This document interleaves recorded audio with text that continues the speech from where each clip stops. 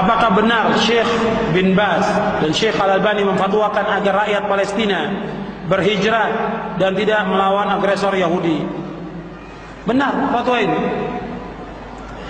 Beliau, para ulama, ketika memberikan fatwa, mereka berfatwa bukan dengan hawa nafsunya, tapi dengan dalil, dengan Quran, dengan sunnah, dengan apa yang dilakukan oleh Rasulullah dan para sahabatnya.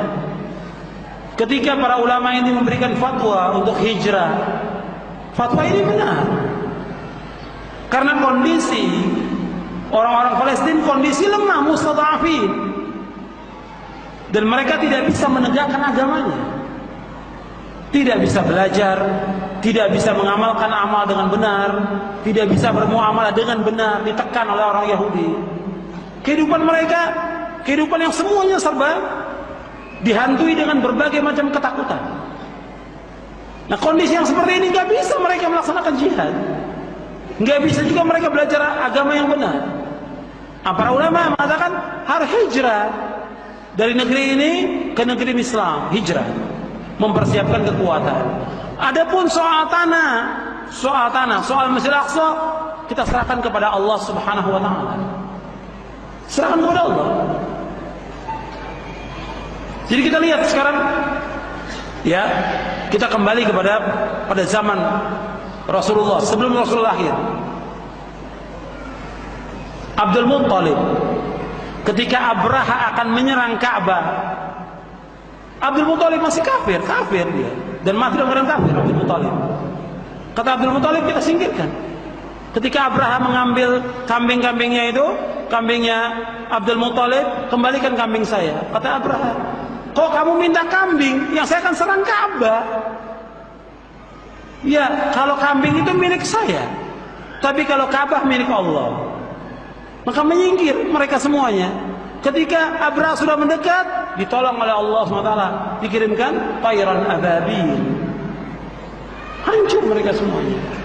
Nah, sekarang orang-orang Palestina hijrah, tinggalkan Masjid Al-Aqsa, Allah yang akan bela, mempersiapkan kekuatan. Sekarang ini terus dibunuh kaum muslimin, dan para ulama yang mengatakan harus tetap bertahan, mereka tidak ikut berjuang di sini.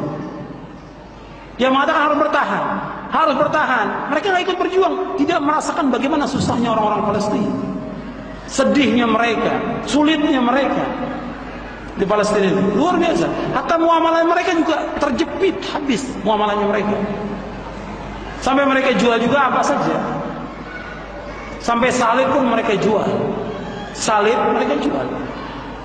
dan masih banyak lagi yang lain. Ketika saya tanya, kenapa salib ini dijual oleh kamu? Kenapa salib ini dijual? Ini nggak boleh. Ibadah-ibadah orang-orang Yahudi, patung-patung nggak boleh dijual. Kata mereka, apa jawabnya?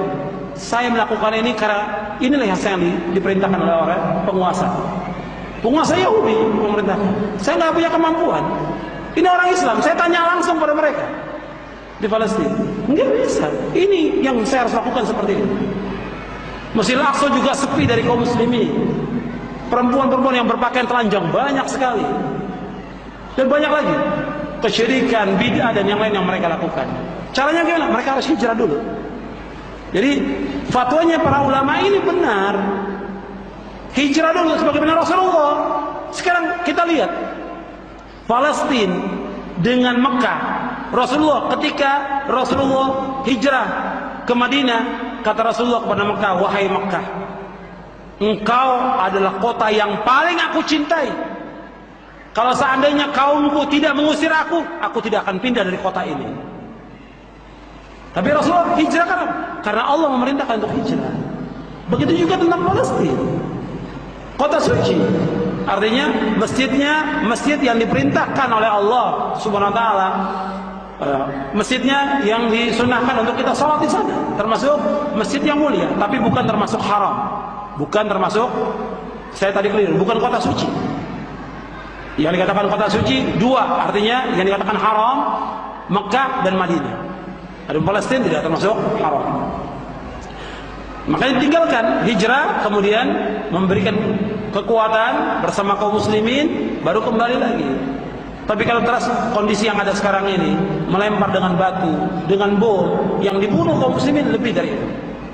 1 atau 10 orang Yahudi yang terbunuh, mereka membunuh 50 kaum muslimin. Dan terus seperti itu.